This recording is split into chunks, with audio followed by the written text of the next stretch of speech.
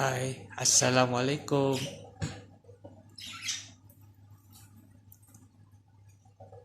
Burung baji,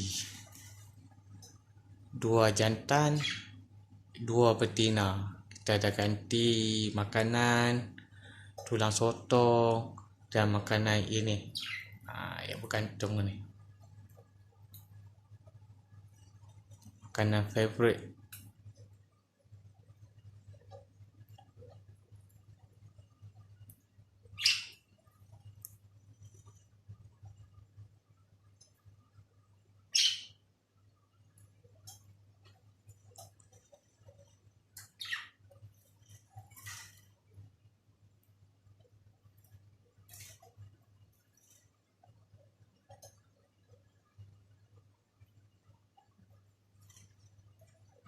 Dia makan tulang sotong.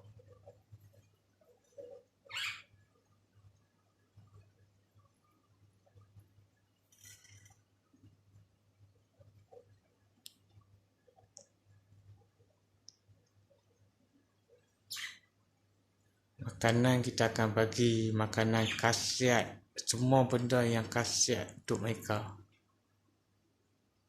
Barulah mereka akan sihat.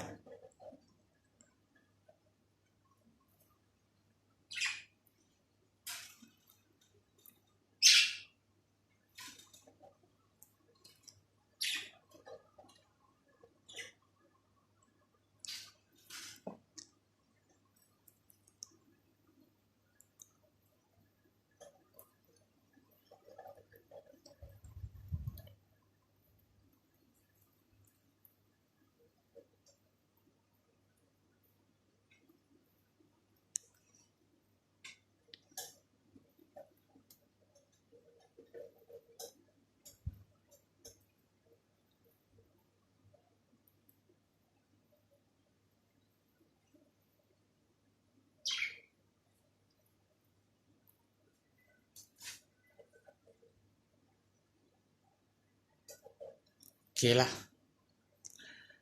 Siapa yang tengok live ni, saya doakan anda sihat selalu dan saya doakan anda murah rezeki, okey?